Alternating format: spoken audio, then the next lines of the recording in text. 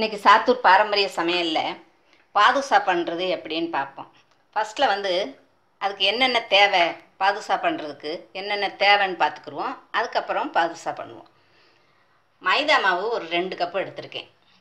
நல்லா சலிச்சு 2 கப்பு எடுத்து வச்சுக்கோங்க. 2 கப்புக்கு 2 கப்பு ஜீனி எடுத்து வச்சுருக்கேன். ஒரு அரை கப்பு தயிர், நெய் 50 மில்லி இருக்கும், நெய் எடுத்து வச்சுருக்கேன். சிறிதளவு முந்திரி பருப்பு, கொஞ்சம் சோடா உப்பு, கொஞ்சம் 5-6 ஏலக்காய், இவ்வளோ தான் இதுக்கு தேவையானது. இப்போ நம்ம இதை மாவை எப்படி பிசைகிறதுன்னு பார்த்துக்குருவோம் ஃபஸ்ட்டில். அதுக்கப்புறம் செய்முறையை பார்ப்போம். மாவு பிசைகிறதுக்கு இப்படி அகலமான பாத்திரம் எடுத்துக்கோங்க. நமக்கு அகலமாக இருந்தால் தான் பாத்திரம். மாவு பிணையிறது இதில் சப்பாத்திக்கோ பூரிக்கோ பிசைகிறது போல் பிசையக்கூடாது. இது வேறு மாதிரி பிசையணும். அதனால் இப்படி அகலமான பாத்திரம் எடுத்துக்கோங்க. இந்த பாத்திரத்தில் 2 கப்பு மைதா போடுறேன்.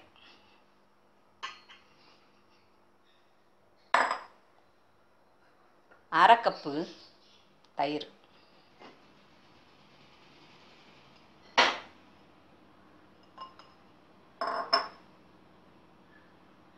நெய் கொஞ்சம் விட்டுக்கோங்க. 50 நெய் இருக்கும், நெய் விட்டுருக்கேன். கொஞ்சம் சோடா உப்பு. மாவை நல்லா ரொம்ப அழுத்தி பிசையக்கூடாது. நல்லா இப்படி பிசைஞ்சிட்டு முடிஞ்ச அளவு எவ்வளவு இந்த நெய்யிலேயே பிசையணுமோ அப்படி பிசைஞ்சுக்கோங்க. தண்ணி விடாதீங்க.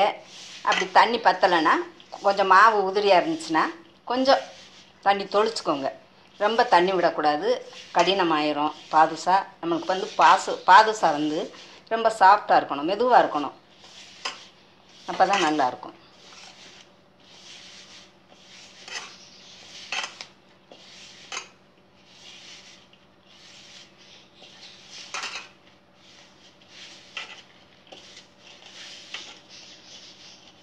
இப்படி அகலமான பாத்திரம்னா கொஞ்சம் நல்லாயிருக்கும்.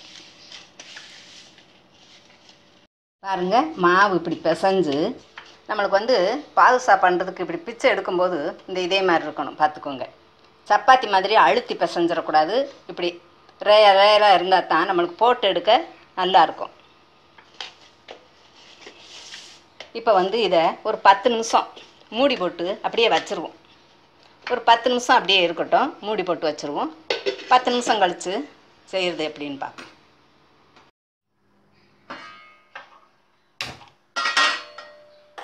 பாருங்கள், மாவு நம்மளுக்கு ஒரு 10 நிமிஷம் இப்படியே இருக்கட்டும்.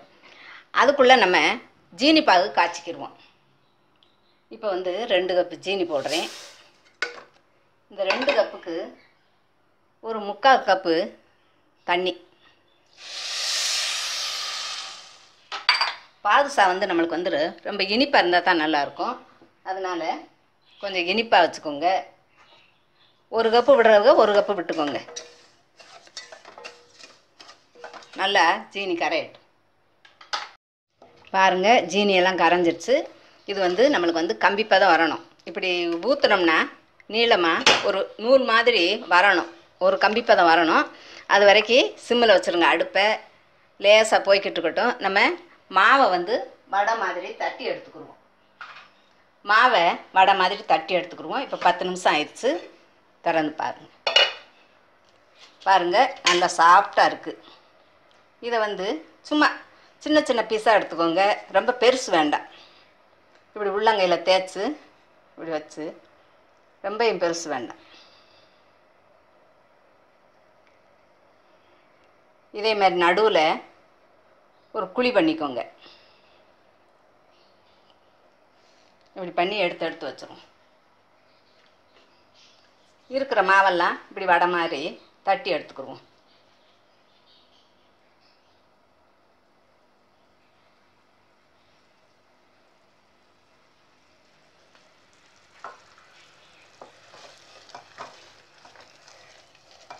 ஜீனி பாகு பக்கத்து அடுப்பில் இப்படியே இருக்கட்டும். நல்லா நம்மளுக்கு கம்பிப்பாகு வரணும். ஒரு கம்பி அளவு இப்படி வரணும். அதுக்கப்புறம் தான் இங்கே அதுக்குள்ளேயே நம்ம தட்டிக்கிட்டு இருக்கோம். இருக்கிற மாவெல்லாம் இப்படி வடை பதத்துக்கு தட்டி எடுத்து வச்சுக்கிடுவோம். பாருங்கள், மாவு பிசைஞ்ச மாவை இதே மாதிரி வடை மாதிரி தட்டி இப்படி நடுவில் ஒரு குழி பண்ணி இப்படி எடுத்து வச்சுக்கோங்க. இப்போ வந்து நம்மளுக்கு சீனி பாகு ரெடி ஆகிக்கிட்டு இருக்கு. ஒரு கம்பிப்பாகு வரணும். ஒரு கம்பிப்பதம் நம்மளுக்கு வந்தால் தான் நல்லாயிருக்கும். இன்னும் கொஞ்சம் நேரம் இருக்கட்டும். ஒரு கம்பிப்பதம் வர்ற அளவுக்கு நல்லா காய்ச்சிக்கிடணும். பாருங்கள், பாகு நம்மளுக்கு கம்பிப்பதம் வந்துடுச்சு. இப்போ வந்து இந்த ஏலக்காய் பவுடர் இருக்குது பாருங்கள், இதை உள்ளே போட்டுருவோம். போட்டுட்டு கொஞ்சம் லெமன் பிழிஞ்சு விட்டுருவோம். அல்லது உரையாமல் வச்சுக்கிறணும்னா ஜீனி பாகு உறைஞ்சிரும். கீழே இறக்கி வச்சோம்னா நம்மளுக்கு உரையாமல் இருக்கணும்னா கொஞ்சம் லெமன் ஜூஸ் பிழிஞ்சு விட்டுக்கோங்க. கொஞ்சம் ஒரு லெமனை அரை லெமனு பிழிஞ்சு விட்டு கிண்டி விட்டு இறக்கி வச்சுருவோம். பக்கத்து அடுப்பில் வச்சுட்டு போதும், பக்கத்து அடுப்பில் வச்சுருவோம். அடுத்து வந்து நம்ம இதை பொரிச்சு எடுப்போம். மாவை வடை மாதிரி தட்டி வச்சுருக்கோம்ல, அதை பொரிச்சு எடுப்போம். எண்ணெய் சூடாகட்டும். எண்ணெய் சூடாயிருச்சு. ரொம்ப முருகை காய்ச்சிடாதீங்க எண்ணெயை. கொஞ்சம் மீடியமாக இருக்கும்போதே மாவை போட்டுருங்க.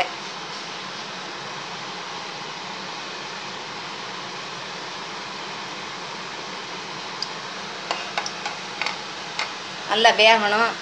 கொஞ்சம் நேரத்துக்கு ஒருக்கா நல்லா திருப்பி விடுங்க.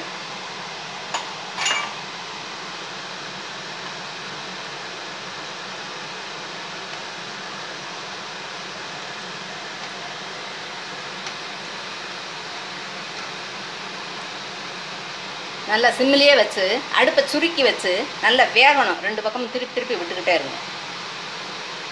நல்லா கலர் மாறி வரணும். நல்லா அடுப்பை குறைச்சி வச்சு திருப்பி போட்டு நல்லா வேக வைக்கணும். நம்மளுக்கு வந்து உள்ளே இருக்கிற மாவு நல்லா வேகணும். அடுப்பை வந்து குறைவாகவே இருக்கணும். கூட்டி வச்சிடாதீங்க. பாருங்கள், நல்லா வெந்துருச்சு. இப்போ எடுத்துருவோம்.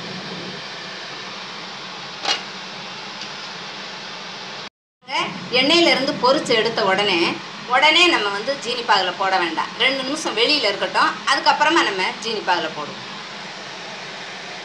மீதி மாவையும் இதே மாதிரி போட்டு திருப்பி விட்டு எல்லாத்தையும் பொரிச்சு எடுத்துருவோம்.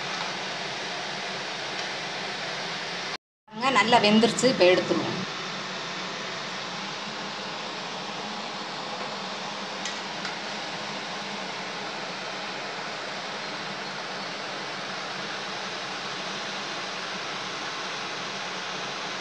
இப்போ எண்ணெயை விட்டு பொரிச்சு எடுத்து 2 நிமிஷம் ஆயிடுச்சு.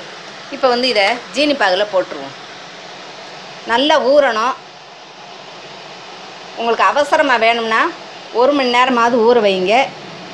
இல்லாட்டி நைட்டு முழுசும் ஊறுச்சுன்னா நம்மளுக்கு உள்ளே நல்லா உறிஞ்சிடும். மாவு உள்பகுதி வரைக்கும் போயிடும். இனிப்பு நல்லா இருக்கும். நீங்கள் அவசரமாக சாப்பிடணும்னா 1 மணி நேரமாவது ஊற வச்சு அதுக்கப்புறம் எடுத்து சாப்பிடுங்க. நல்லா ஊறத்தான் நம்மளுக்கு பாதுஷா நல்லா இருக்கும்.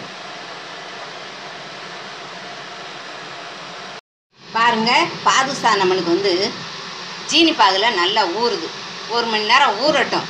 உங்களுக்கு வந்து ரொம்ப இனிப்பாக வேணும்னா நைட்டில் ஊற வச்சிட்டோம்னா காலையில் எடுத்து சாப்பிட ரொம்ப அருமையாக இருக்கும். நல்லா உள்ளே இருக்கிற அந்த மாவெல்லாம் நல்ல ஜீனி பாகு போய் இறங்கிரும். அப்போ நம்மளுக்கு சாப்பிட்றதுக்கு ரொம்ப நல்லாயிருக்கும். நம்மளுக்கு உடனே சாப்பிட்றதா இருந்தால் உள்பக்கம் வந்து அவ்வளவா ஜீனி பாகு இறங்கியிருக்காது. அதனால் நீங்கள் எவ்வளோக்கெவ்வளோ ஊற வச்சு சாப்பிட்றீங்களோ அந்த அளவுக்கு நம்மளுக்கு பாதுஷா வந்து ரொம்ப அருமையாக இருக்கும்.